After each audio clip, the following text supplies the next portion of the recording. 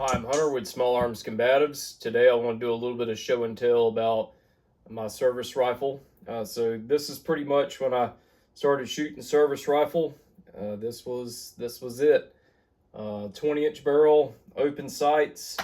Those that know me real well, they know that I got my start shooting service rifle matches. Like the CMP high power stuff, and so this is what we started out on. I just wanted to share a few things about, this rifle. This particular one is pretty special to me just because it did give me my start with pretty much everything as far as, serious rifle shooting goes. I'll just kind of go over the ins and outs of the rifle. They don't really use them like this anymore. The ones now have quad rails, they have scopes, stuff like that. But when we first started, A2 buttstocks, you had to use either A1 or A2. For me, by the time I got this in my shoulder there and come down, for standing, it was a good length. Sitting, it might have made it a little tougher. I had to, kind of get my body around it a little bit, loosen the sling up, stuff like that. I always felt like this stock was a little bit longer for me, just because I'm kind of short. You have to use an A2 grip. It's kind of, the rules are so that everyone's rifle is pretty much the same. No one has any advantages. The barrel, they're stainless steel. They are heavy, so they are much like an H-bar barrel. If you guys have heard of H-bar, stands for heavy barrel. A2 flash hider, so it had to mimic basically the the standard M16 A2 at one time infantry rifle. So it had to be pretty much similar to that. And the on the view on the exterior, for shooting, a good way to get a good solid position, build a good solid position. You can't use a sling standing, but a lot of times the guys would really tighten them up for the standing position just to kind of get them out of the way. But this is a 1907 sling. It's a Turner sling.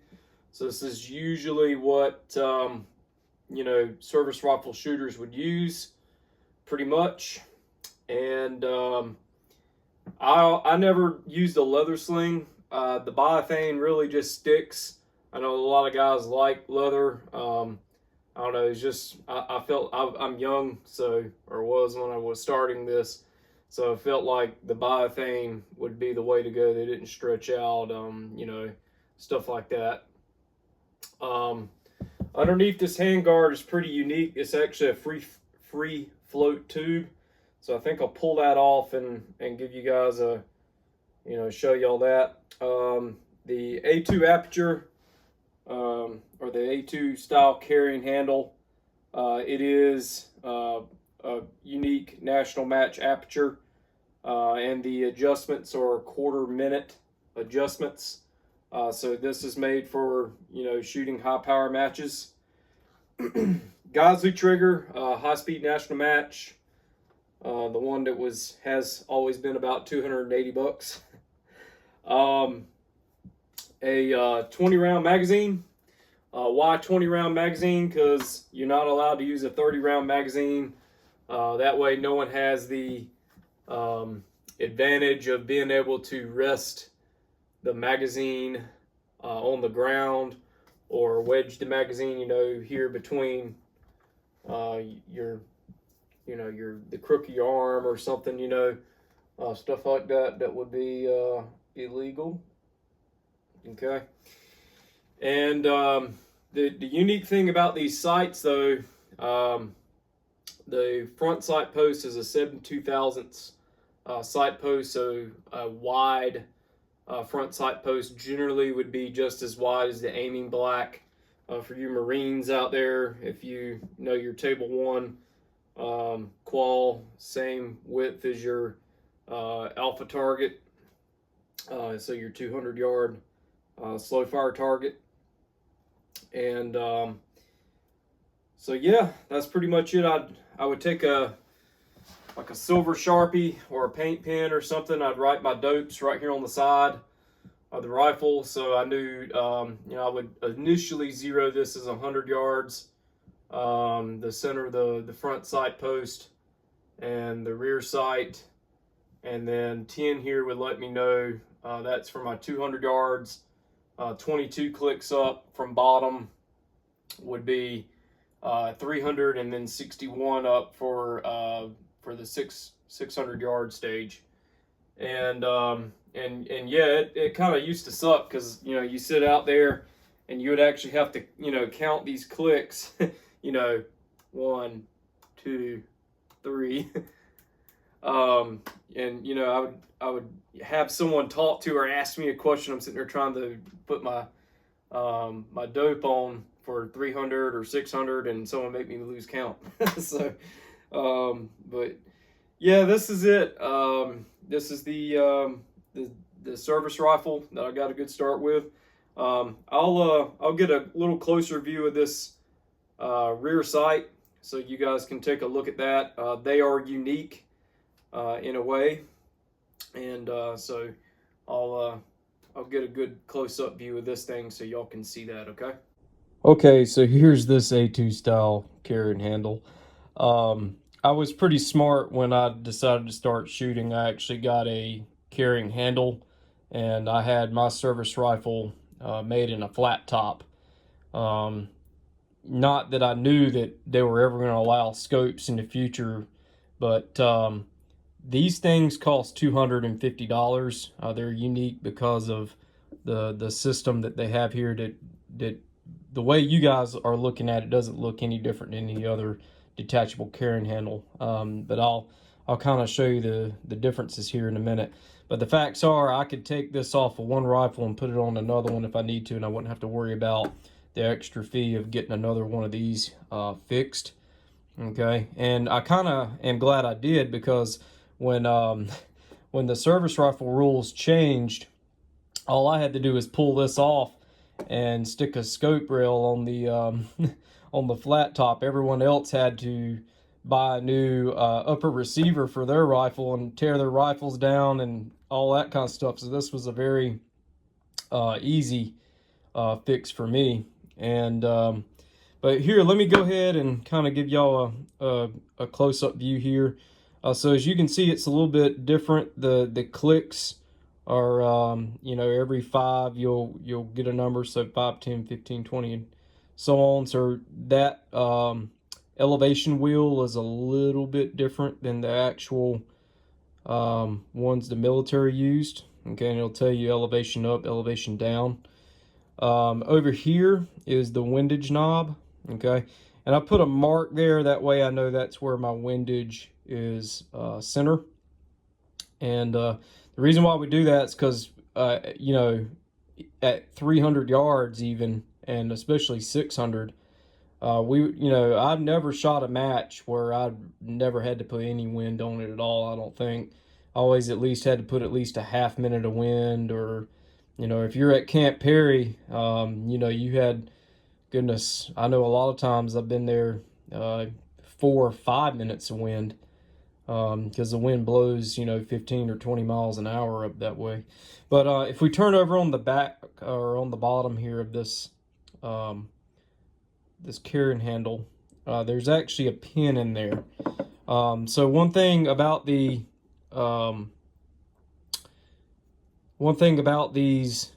national match carrying handles is the rear elevation.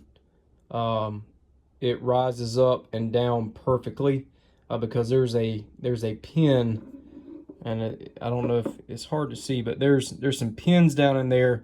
So when this thing rides up and down, I think there's one right there. When this thing rides up and down, it rides perfectly up and down. It doesn't cant off to one side. And I've heard that's what the old A2 carrying handles would do. the military ones. You know, you ride them all the way up on elevation, then they start losing their windage value, staying true to that as well. But one thing you'll notice is the aperture actually screws in, so that's threaded, okay? And this is a long range aperture right there. You pretty much keep them in there. You never shoot a short range one. And this one here is a 46 thousandth size aperture. I have some that are different size holes, so the idea is on a super bright day, you could use the smallest hole possible. But if you, for example, use on a day where you had the smallest hole, like a 38 thousandths aperture or smaller, you would look through it and it would kind of look like spider webs, sort of, where you wouldn't get enough sunlight in there. And so a lot of the guys would unscrew these and put a larger aperture in there. So that would be like on a day that's cloudy or overcast, you know, for example, something like that. But this is what I shot with until they allowed scopes, for sure, man. And so let's take a look at the A2 handguard. Okay, so what we've got here, we've taken off the A2 handguards here. They just, there's a little delta ring spring, I don't know, whatever, I forgot what they call it now. But anyways, that comes off. It comes off in two pieces, one for the bottom, one for the top. And if you look, this is a steel float tube. So this is a free float barrel. And so this stainless steel match barrel actually free floats in here, okay? Even though, you know, it, with the A2 handguards on, it doesn't really take on the appearance of looking like it's a free floated barrel, because the A2 M16s were not. Those, if you took off these handguards, then you would be able to see the barrel. But this is a float tube. The front sight post is attached to the barrel. That's your gas block. However, the sling swivel is welded into this free float tube, and so it is steel. It does make it heavy. These are heavy rifles. The barrel underneath this free float tube is, you know, it's like that big around, so it's huge. And but basically the whole idea of free floating the barrel would enhance accuracy, and you wouldn't have any issues from tightening it up on your sling to get a better stable shot. And you know, because on the original M16s, the sling swivel was attached to the front sight post here, and so it actually, you know, if you really, you know, got a good tight sling around your arm and got into a good stable position, it would definitely pull on that barrel. And it was okay as long as it was consistent, but it wasn't gonna meet the requirements of accuracy for national match shooting. And so basically the whole idea of free floating rails, and really everything, including the Geisley trigger, all this was born out of national match shooting, and now it's pretty much the standard for, you know, free float barrels now. So I don't know of anyone who's honestly, I think the people that are you know, competing now, some of the guys, they still might have the A2 handguard, and they're using a setup just like this, except they got a scope on the rifle. So we'll take a look at that iteration as well. So up next, this is what we have in recent years. A little bit different, but actually I think this somewhat mimics closer to what the future is going to have for a service rifle. This is pretty much what everyone kind of has these days, and I'm just going to kind of go over the differences. So the most marked difference is the A2 buttstock is now gone. We have an adjustable Magpul UBR. That's typically what people are using now. The cheek piece is nice and solid on it. None of this wiggles or anything like that. So it's nice and solid. It has a lot of adjustability. QD detachment for the sling. So when you get down in the prone or the sitting, I can just detach that. I can put my arm through the loop there. The other notable difference, they allow scopes now only up to 4 power. This particular scope is a loophole custom shop scope, and has these target knobs, these great big tactile knobs, so I can adjust for wind shift, especially on those days where we do have the that little fishtail wind. So we tend to get that, and so you'll be a minute left and then go back a minute right, minute left, and do a few shots left and a few shots right. I've definitely done that before on some of those fishtail winds. You gotta watch out for the shift, or they'll throw you out into the 7 ring. So at 600. The other notable difference is now we have the Geisley Mark 7 National Match. This is their super modular rail. So no longer do we have the A2 handguard. This is a more of a cheese grater type rail, but it's the one that they allow because the sling swivels in the correct spot. Once again, all that's got to be, all these rifles have to be similar from rifle to rifle, so they allow certain things. And to me, I really like that flat spot there. That way I can really set that thing, up on my wrist, and just lay that thing right down on in my hand and get a really good cheek weld there. Pretty solid. It's definitely a lot easier to change a barrel than those old float tubes that were on the bottom. All that had to be pulled out. I still like the A2 side. Is just, I like the way it looks. It's cool. And anytime I wanted to pull the scope out, pull it off, and put on the carrying handle, I could do that as well. Another thing that's helpful is down here on the side, we do have a bad lever. That way, if you think about it, we're slung up prone, and out at 600 you have to load singles.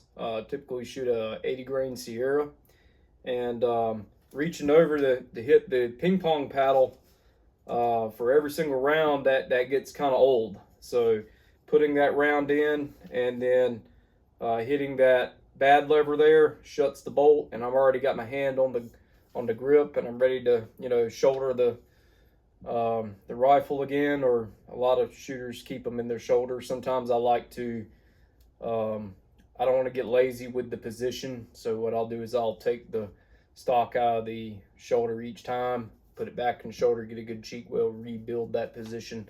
Takes a little time, but I never had any trouble shooting the 10 ring, if not X's, at 600 yards. But other than that, these are improvements. Same Geisley National Match trigger, same barrel, nice good thick H-bar barrel, underneath there stainless steel, and so this is service rifle now until they get till the next service rifle comes out, which I believe there is one, that new 6.8. So we'll see if that one hits the line at Camp Perry. And so I hope y'all enjoyed this video.